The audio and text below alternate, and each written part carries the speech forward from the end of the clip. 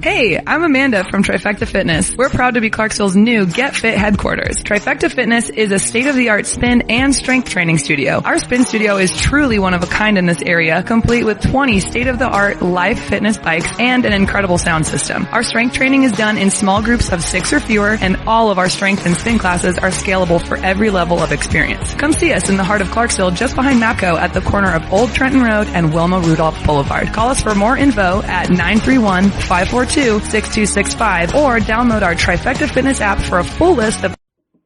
Hello, my name is Damon Friedman, co-founder and president of SOF Missions. As a 20-year veteran within Special Operations, I've gone through many challenges due to my military service and time in combat. We felt called to start SOF Missions to serve our fellow brothers and sisters in arms, focusing on suicide prevention and resiliency. Our mission at SOF Missions is to empower warriors to find purpose and be resilient. Since 2011, when we started the organization, almost 3 million men and women have deployed to Iraq and Afghanistan. Unfortunately, the scars of war take a toll on their psychological, physical, social, and spiritual health. Many veterans feel a sense of hopelessness and a loss of purpose when they return to civilian life. They feel isolated and alone, unable to reconnect. And in the greatest of tragedies, over 20 veterans lose all hope and take their own lives. Our goal at SOF Missions is to provide veterans the tools and resources so that they don't become a statistic. We offer a unique approach to combating veteran suicide through a whole health, intradisciplinary model. The Be Resilient program is a 4-pillar methodology that addresses the areas of psychological, physical, social, and spiritual wellness. We provide care through 3 delivery methods: medical clinics, retreats, and educational training. Since we started back in 2011, we have been able to reach veterans in all 50 states and have served over 3,000 veterans through the Be Resilient program. Being resilient is a multifaceted and complex issue. We know that to find a lasting solution, we have to address the whole warrior. Many challenges cannot be solved by providing the treatments and modalities of just one component, but by tackling them all. Now, we've expanded our services to include law enforcement and first responders. Together, we can make a lasting impact in the lives of warriors across the nation. To learn more, visit our website at sofmissions.org.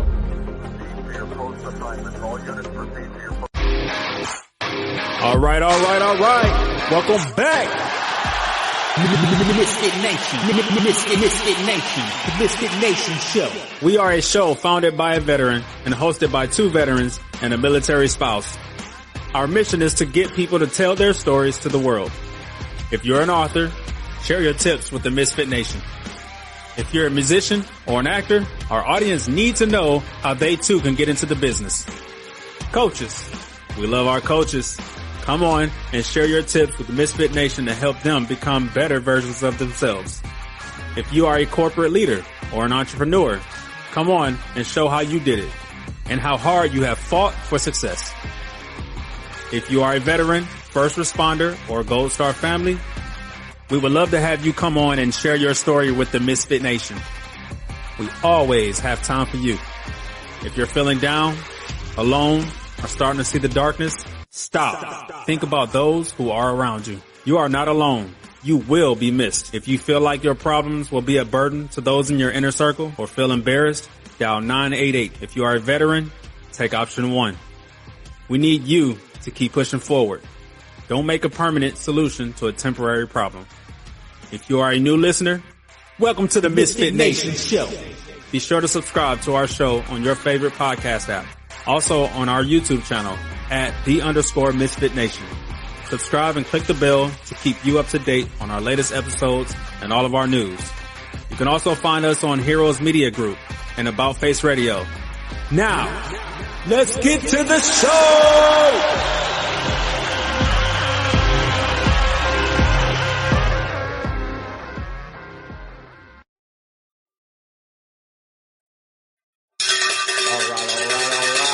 welcome back to the MisFitNation show.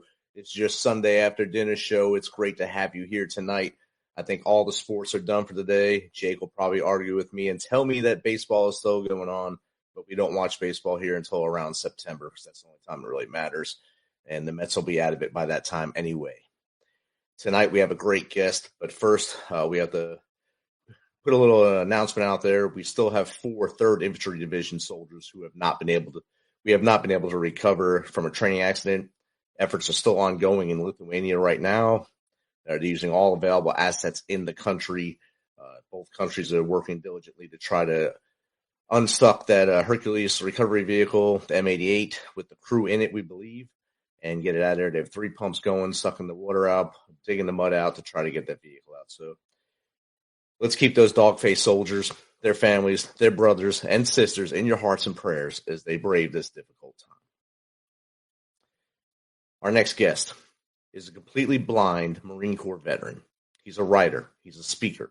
He's an entrepreneur, an athlete who lost his sight in 2019 due to a suicide attempt.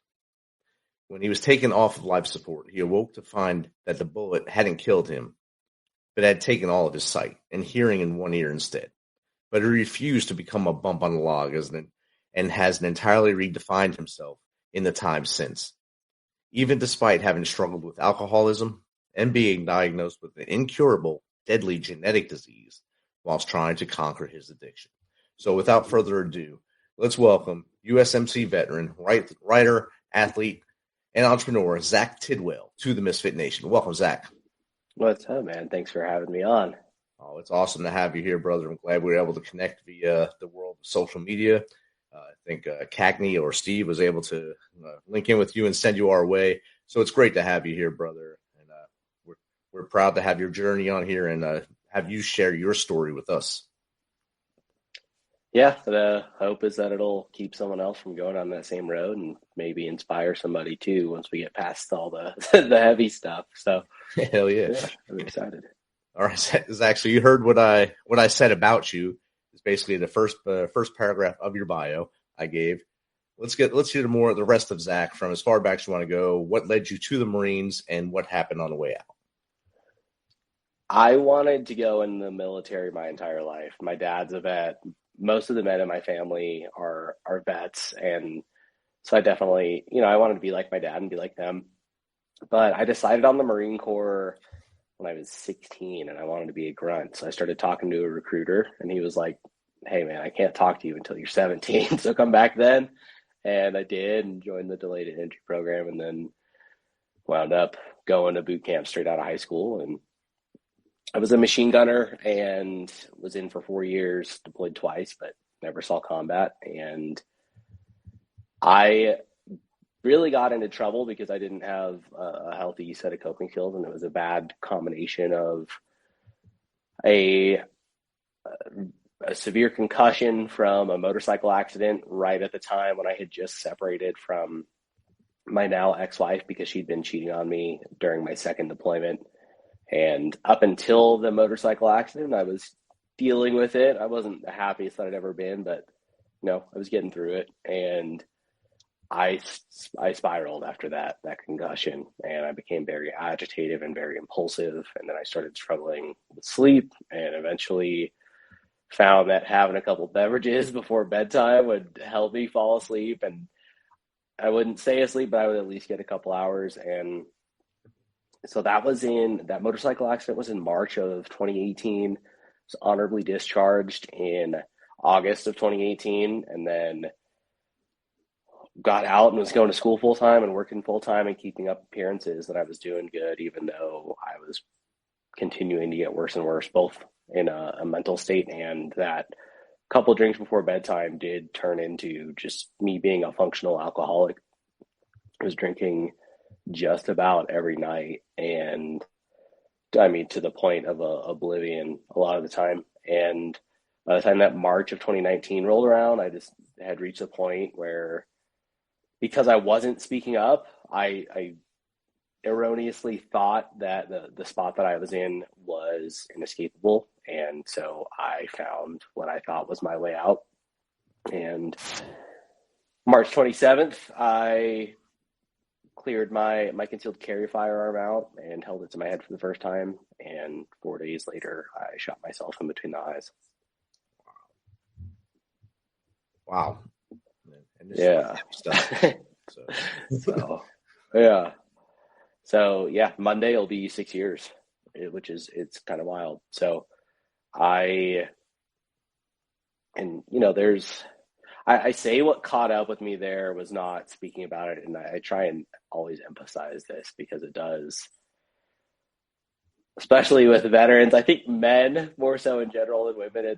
But obviously this does, suicide affects women too. I was not speaking up because I thought that to do so was to show weakness. And I thought that because I had made it through the Marine Corps infantry that I could and I'd done that by gritting my teeth through things and just kind of lowering my head down and doing the grind, that I could do that with my mental health. And I was wrong. And it turns out that self-medicating doesn't really work out in that context. And speaking up in the time since is why I'm still here. As you can imagine, it's not like my life got any easier after I shot myself. But I also try and make a point to emphasize this because I think,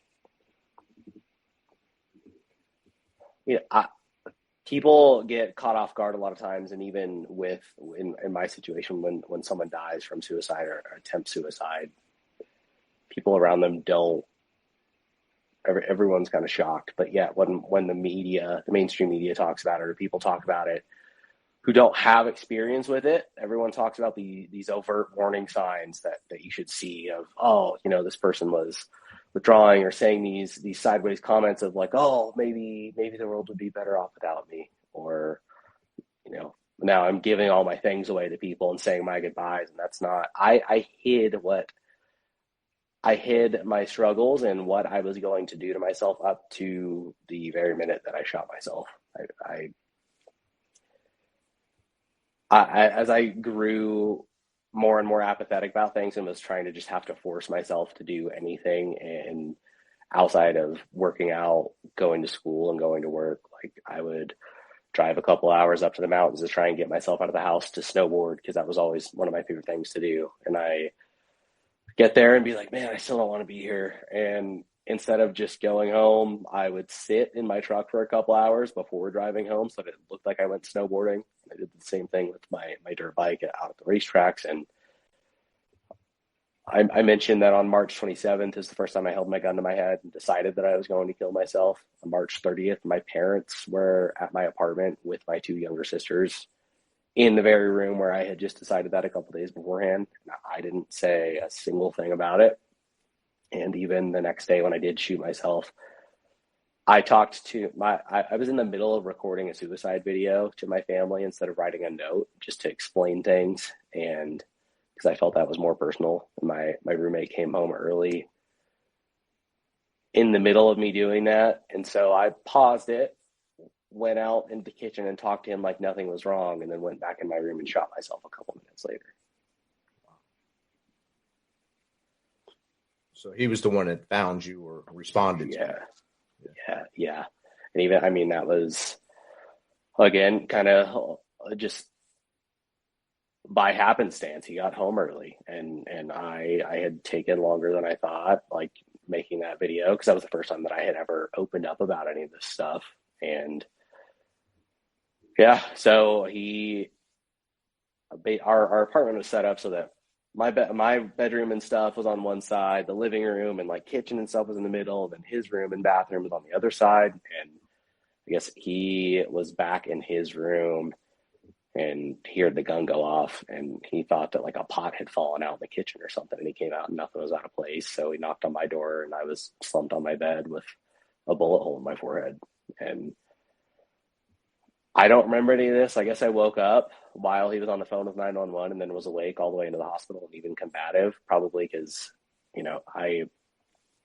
I was sober on the night that I decided I was going to shoot myself.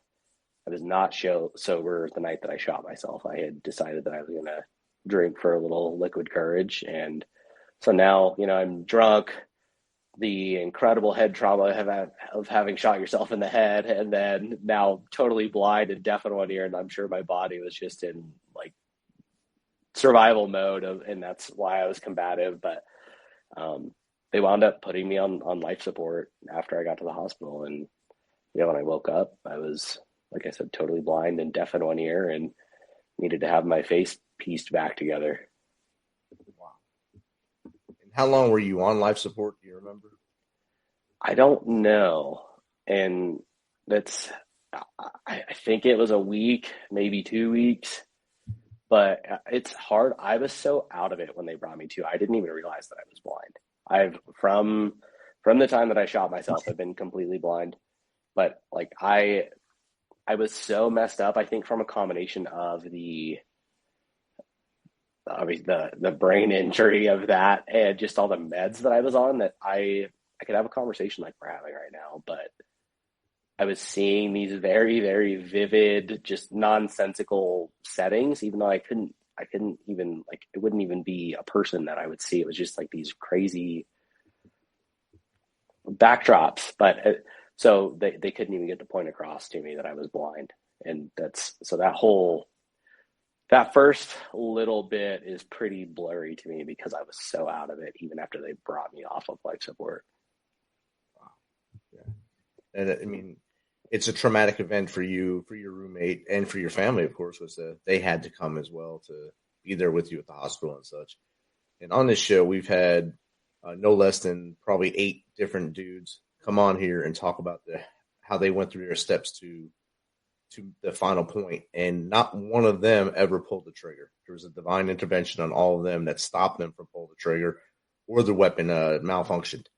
You went ahead, pulled the trigger, and you took away your sight, you took away your hearing, but you didn't take away your grit, you didn't take away your resilience at that point. I think this is a point in your life where it kind of turns you upside down and made you shake your body up, like shaking baby syndrome almost, and made you run forward. And now that's what you're doing now. Yeah, and it literally, it's kind of wild. So for the first couple of weeks I was in the hospital, they were telling me that I was going to get sight back in my left eye because basically, I mean, the bridge of my nose, the lower part of my forehead, and my sinuses and my right eye socket were basically gone. So that side got messed up way worse than my left for some reason, and my left optic nerve was still intact. And so they've been telling me, like, yeah, when you get the facial reconstruction, you're going to get some sight back in that left eye, and you're going to get some sight back in that left eye. And so I was just like, I started learning some blindness skills because I didn't know how much sight I was going to get back, but I was like, this is, it's temporary. I'll learn the stuff, but it's temporary. And being deaf in one ear wasn't really that big of a deal if I was going to get some sight back. And then one day, one of the ICU doctors was making her rounds and just had the worst bedside manner ever, in the sense that there was zero warning and no like preamble into it.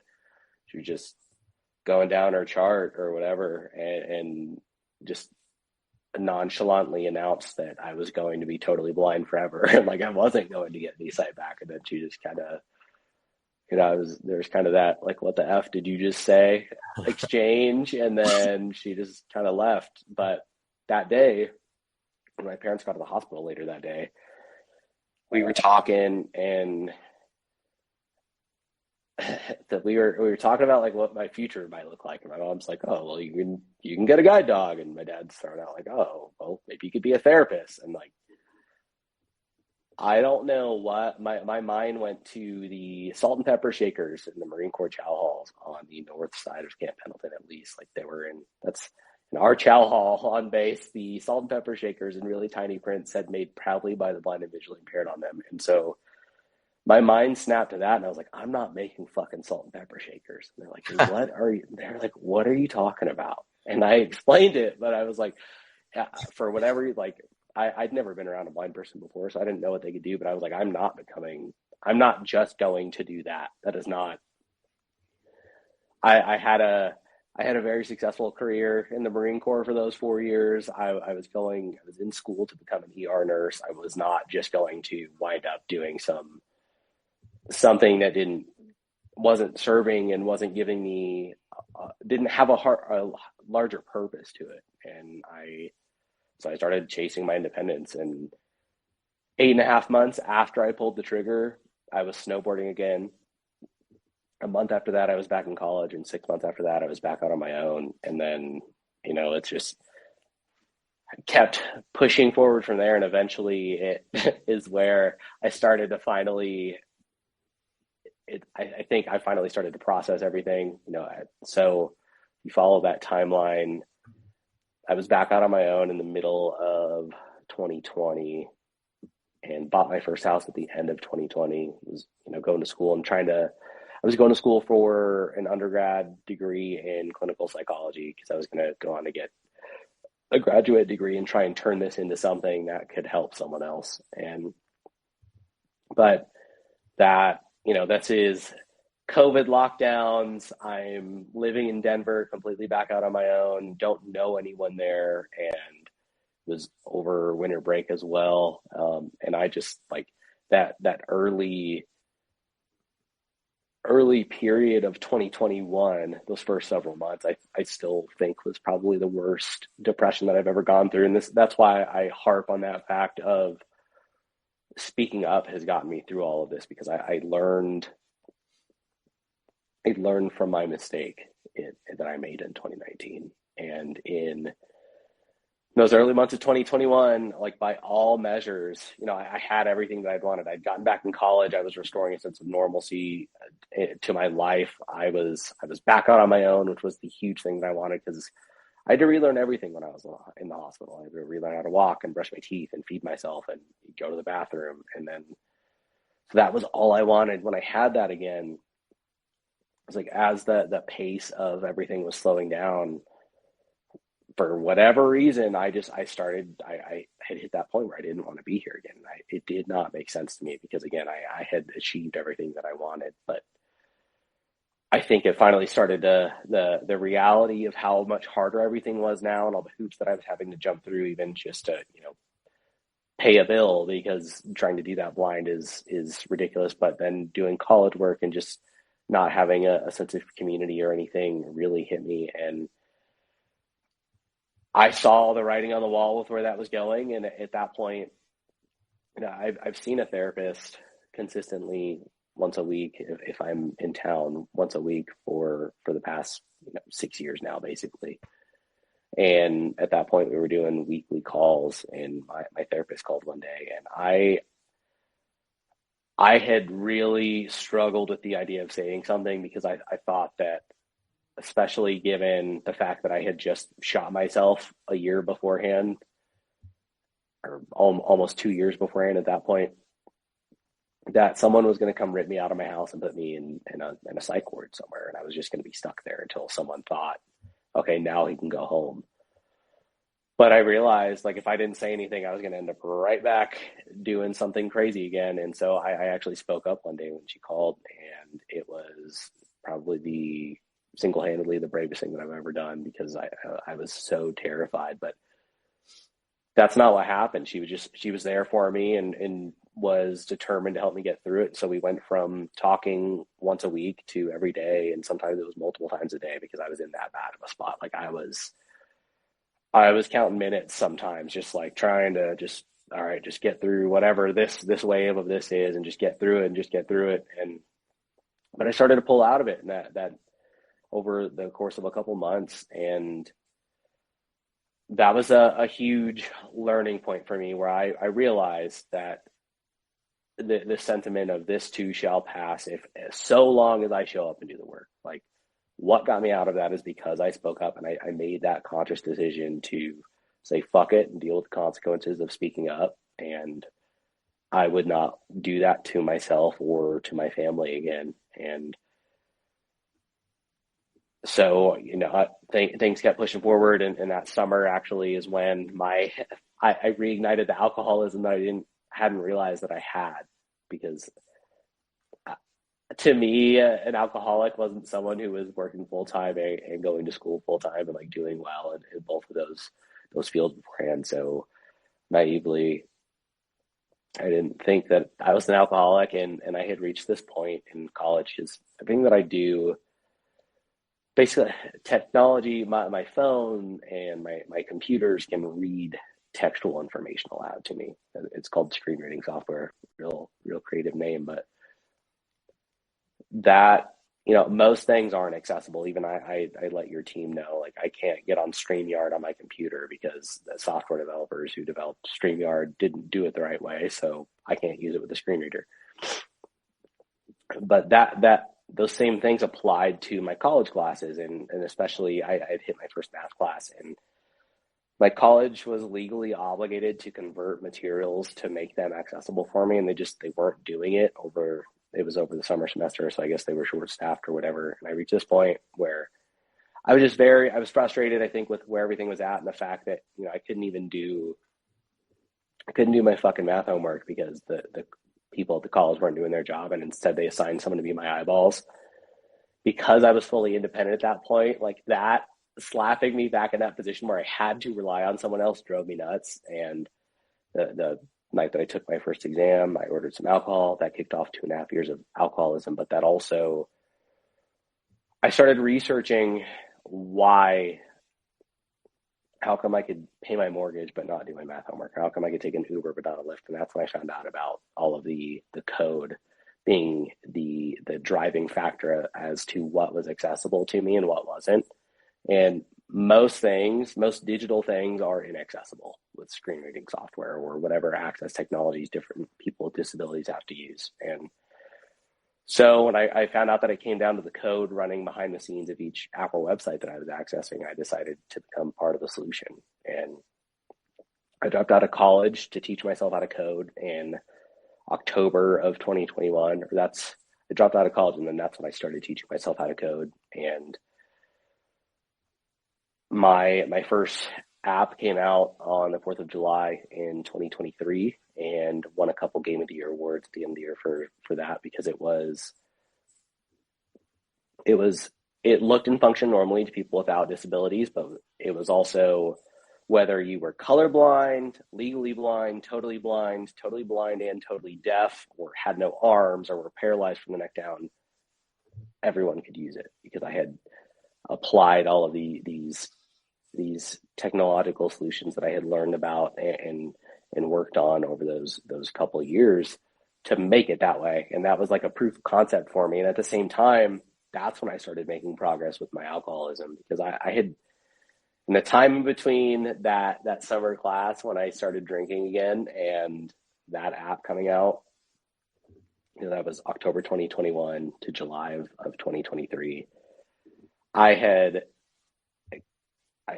had been admitted to the psych ward once because I had self-admitted because I was drunk and thought that I was going to kill myself.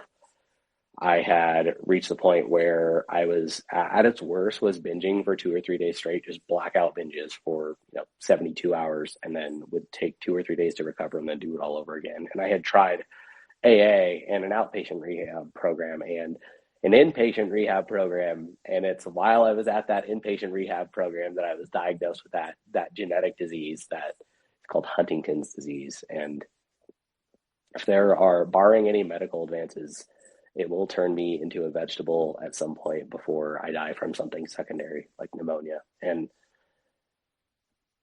so I just, I came back from rehab, and it's like, now I had another excuse, like another poor me excuse to drink. And so I did. And I just got to such a pitiful place with all this. But then this app came out, and I started getting emails from people. It was specifically people with disabilities, where it was like, hey man, like, I'm able to play this with my wife or play this with my friends or whatever. Just thank you for making something that is accessible. And I strung together like a month of sobriety and then 2.5 months. And I haven't had a drink since December 5th of 2023. And like I said, at the end of the year, there won 2 Game of the Year awards. And I know that was a lot, so I can pause there. Definitely. If you're just joining us, and we're on with USMC veteran, writer, athlete, entrepreneur, who is also completely blind, Zach Tidwell. Zach, that is a very deep story you just told. And you said earlier, we're going to get into the dark stuff, and you kind of just keep bringing more in there. And now you're shining some of that light coming out. And I think the audience is grasping that. We got a couple questions in the chat right now. We got one from at Louis97. After losing your sight, You refused to let it define you. What was the turning point that made you say, I'm not done yet, and push forward? Thank you, Louis. It literally, it was that, I don't know if you were in here for this earlier, Louis, there was a conversation the day that it was dropped on me that I was not going to get any of my sight back. There was a conversation where my parents were discussing my future, and it snapped back to my realization, or what I thought a blind person was capable of. And it was to the salt and pepper shakers and the Marine Corps chow hall that said "made proudly by the blind and visually impaired" on them. And I said, I'm not fucking making salt and pepper shakers. It was literally in that moment, like, I was angry, like, I'm not going to become someone who's not doing something purposeful and who to live a life that's not impactful. And it was that moment in the hospital. Definitely. And that's the Lighthouse for the Blind. They make a lot of products. I remember the Skillcraft pens in the Army. Those were made by Lighthouse for the Blind. And I put that link in the chat so you can check them out. It is a real place that employs visually impaired persons or people to make those products and sell them around the world. And just like the salt and pepper shakers that stuck out in his mind and helped him to get over the hump and move forward in life. And I guess salt and pepper shakers, and these are probably made by the blind, is something that it'll be forever on your brain housing unit in there, that you'll always remember that and keep pushing you forward. So that's a good thing. I haven't heard that term in forever, the brain housing unit. I'm sure you heard that. 311. Yeah. that and testicular fortitude are solutions. Yeah. They go hand in hand, yes. Yeah. And this one is from Mary Moe, at Mary Moe. From software development to extreme sports, you've proven that limits are often self-imposed. What advice do you have for people struggling to push past their own mental barriers? Thank you, Mary Moe. This might seem like a cop-out, but I can expand on this. It's your mental barriers are you getting in your own way, and people I get asked stuff like that a lot, and usually if you stop and think, if you're the one asking that, and you stop and think, if you're that person who's trying to be like, man, how do I get past this? You know the answer. The problem is the solution is usually uncomfortable because it's going to require growth. And so that intuition that you have and that inkling feeling of this is probably what I need to do, like, that's usually right. And especially if it seems like it's going to be uncomfortable. And so it's, and I don't mean that to be a dickhead, but like, some of this stuff is, it's discipline, or it is just deciding it is, I have agency in this world still, or despite whatever situation or circumstance you're in, you may not have full control over the environment around you, but you have all of the agency in the world and the ability to respond to that. Like, you still have a choice. Definitely. Everyone has a choice in what they do in life, and you can do the woe is me thing and keep yourself down, or you can kick yourself in that fourth point of contact and move forward. You talked about your software development, your app, the game. It's awesome. You have not even touched on something I think is even more incredible, that you still do Brazilian Jiu-Jitsu, and you compete with able-bodied people. Tell the audience about that. Yeah, I didn't start doing that until I was blind. I wrestled in high school, and then we do the BS Marine Corps martial arts program, which is really just an excuse. Like, you do it in boot camp, and then when you do that in a ground unit, it's just an excuse for your seniors to beat up on you. Like, that's all. It's just sanctioned hazing. So, but I was. I loved wrestling when I wrestled in high school, and wish that I had started it earlier. And I had been interested in jiu-jitsu when I was in the Marines, but was gone all the time, and also couldn't really justify paying that much money for a gym membership. So it was after I was blind and I got back out on my own and was up in downtown Denver, I found a gym that was within walking distance of my house, and I learned how to get there. And, before, it was a 15 or 20-minute walk to the gym. So like in the time in between, I got lucky, and the gym's manager and then people at the gym that I met from training there were willing to pick me up and give me rides before I knew how to get there, and would have even when I once I knew how to get there on foot. But I liked that independence and doing all that stuff. So that's been training for 4 years now. So I'm a 3-stripe blue belt, and I'm getting ready to compete in another tournament here next month. So it's that'll be the first time I've competed in about a year. So it's all, if you're not familiar with jiu-jitsu, it's not striking based. So I'm not getting punched in the face or kicked in the head or anything. It's grappling. So it's kind of like wrestling, except you can choke each other and manipulate each other's joints to get like an arm bar to break someone's arm, or a knee bar to break someone's knee, or rip an ankle apart and stuff like that. So it's all by touch. And really, once I'm on the ground, especially, it's a totally even game, because I can do so much of it by feel, because it is a game of give and take of space. Outstanding. And to do it after you went blind and never having done it before, just the wrestling aspect of it you did. So that's kudos to you to be able to learn that and still get out there and have fun and toss people around as much as you can. Yeah, dude, it's been, I mean, it's valuable to know how to defend yourself anyways, but and that's initially why I got into it, but it has become something that I'm addicted to. I am pretty mediocre at it, but I really enjoy it. And it's another thing where, it's hard to do. And those doing those hard things is good for you. Heck yeah, it is. And that's what keeps us alive. It keeps us going, doing those hard things. Yeah. I've got another question. This is from one of our Tuesday crew hosts, Jake Holland. Did your experience negatively or positively affect your faith? Thanks, Jake. It hasn't affected it. I wasn't.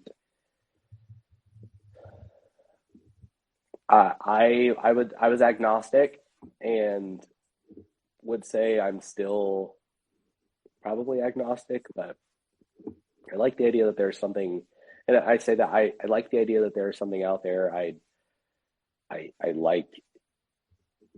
think it's very, very possible that there's something out there that's bigger than us. I don't think it's the way that it's necessarily portrayed in religion. I like the idea that there's an all-knowing thing out there somewhere, maybe that's the universe or whatever.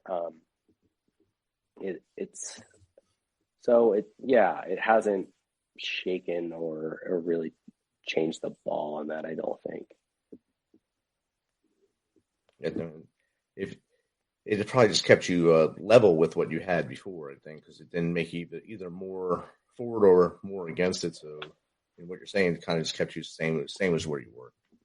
Well, I actually, man, I struggled with it, and kind of speaking to that, the pity party that, like, I definitely went through that phase, especially during the alcoholism, right? I had, my alcoholism was, it's avoiding, dealing with things. It's escaping. It is ultimately, for me, I drank away my ability to cope with stress, because any time something was getting mentally uncomfortable for me, that was another excuse to drink. And so over time, the bar for me to drink became less and less, to the point where, I wasn't eventually dealing with anything. I was just drinking instead. And I would say in that time, especially after I got diagnosed with Huntington's disease, was like,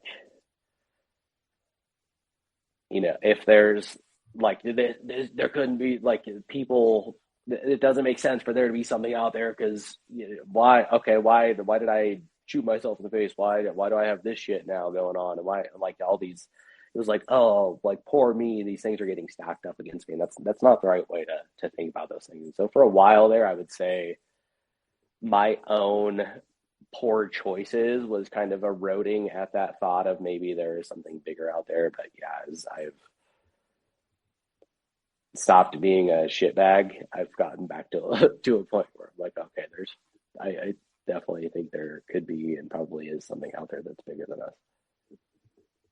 outstanding. And we all learn and grow as things happen to us or things don't go our way. We kind of learn and grow our right path. The path that chooses us is the path that we go on.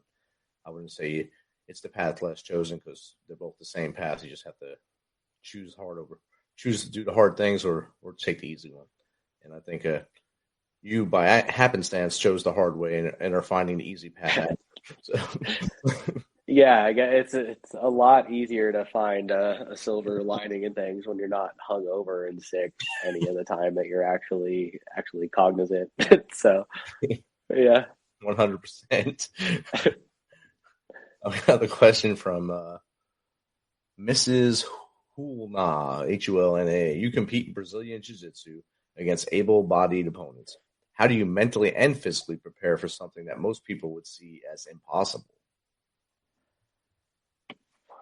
I don't really prepare for it. It is what it is. It's a very nerve-wracking thing, and especially competing to me when I get beat, that's embarrassing. When it's one-on-one and anything like that, that's whether it's wrestling or any other sport that's one-on-one, like, it's who's the bigger, badder man here. And so that's a tough thing for me. And so I get really amped in the minutes before it's time for me to compete, but I don't spend a lot of time trying to like lock myself into a mode. I just do it. But physically, I'm very, very active. I lift weights 6 days a week, and then I go to class for typically 5 days a week. And I ski and I rock climb and I whitewater kayak and do a bunch of other crazy stuff. But those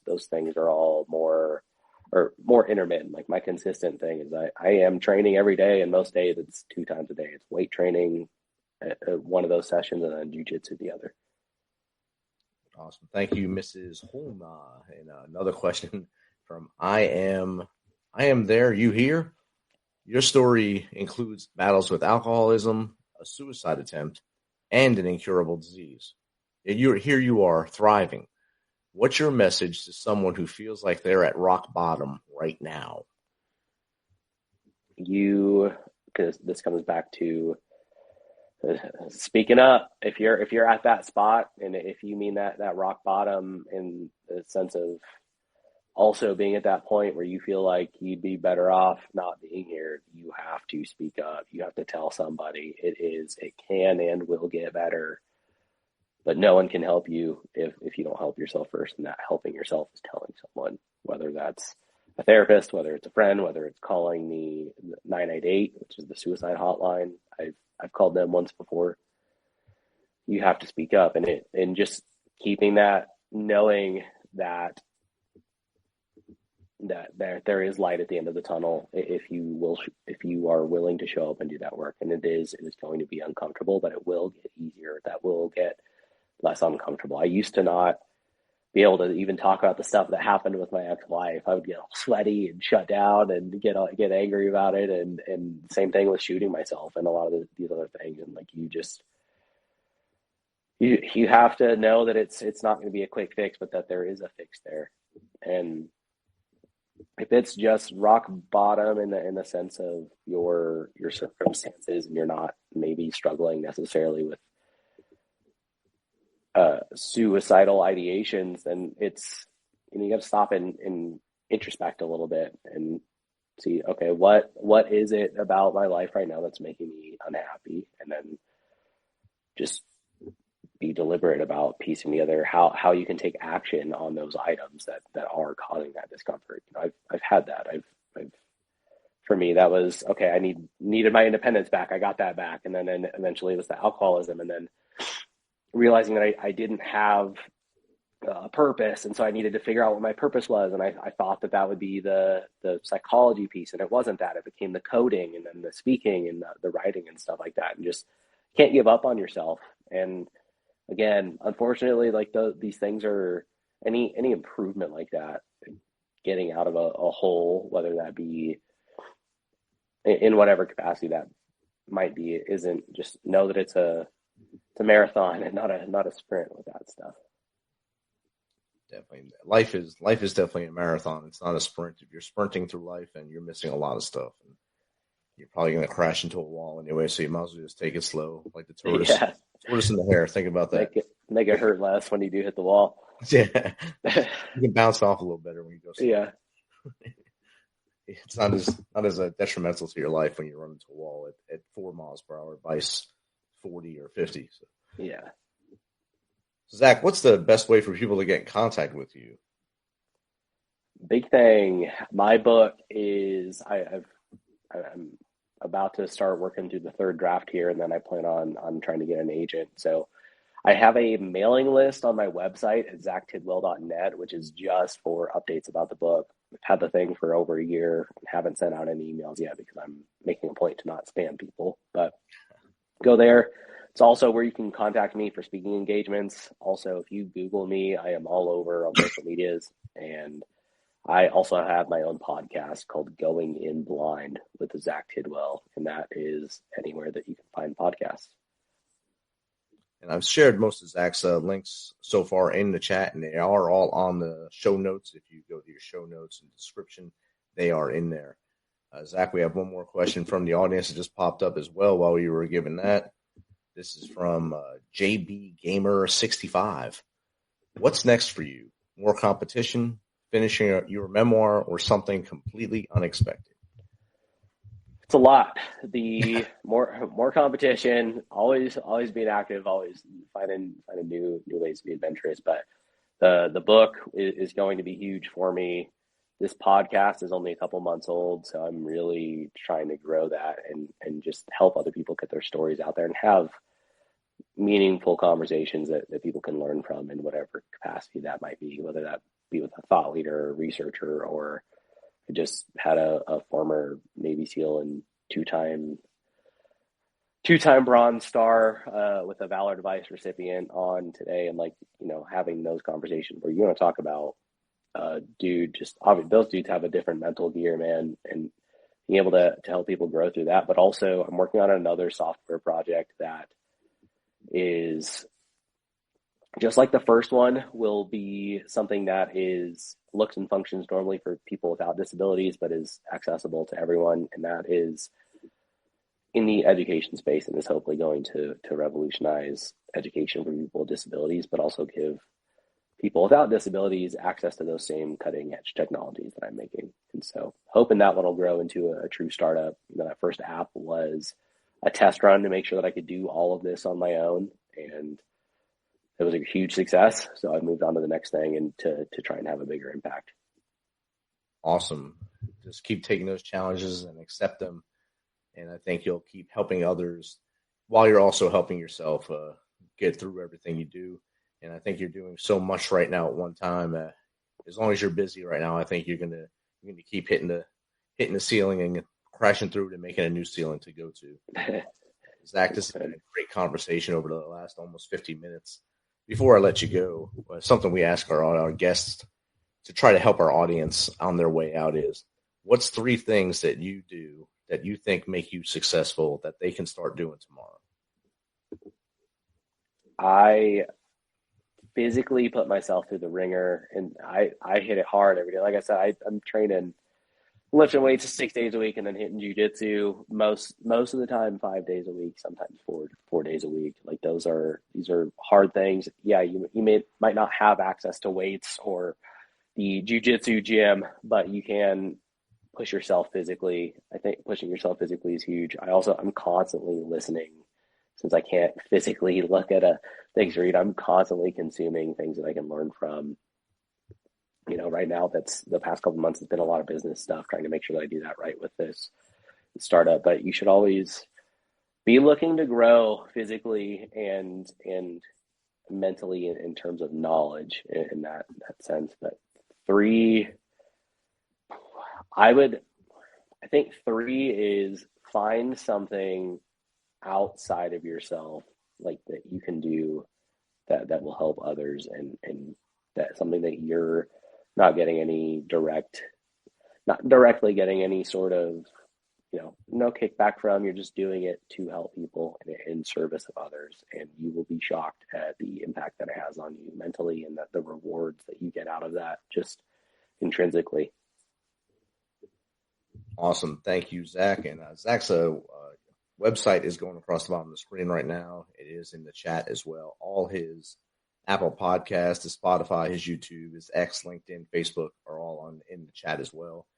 Link in with him, follow him, and give him the support as his book starts to come to fruition, and get that book and maybe learn some lessons from him and laugh at when he laughs. And when he talks about the hard things, go through those hard things with him, and maybe you won't have to in your life. Zach, this has been a great conversation. Thanks for hanging out with us tonight. Thanks for choosing to hang out with us on a Sunday night when you can be doing so many other things out there in Denver. But it's been a great chat. Yeah, thanks for having me on, man. All right, brother. You have a good night. You too. Bye.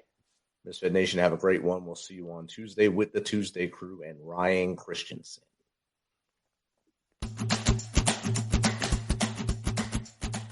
This message is from the U.S. Department of Veterans Affairs. Did you serve in the military? If so, you can obtain a free lifetime pass to more than 2,000 federal recreation sites. These sites are located across more than 400 million acres of public lands, including national parks, wildlife refuges, and forests. The lands host activities to fit any lifestyle: hiking, biking, fishing, camping, and much more. Gold Star families are also eligible for these free lifetime passes. Plus, they cover entrance fees for a driver and all passengers in a car, or up to 3 additional adults at sites that charge per person. Obtaining one is easy. Just go to the National Park Service website, nps.gov, or the National Park Service app.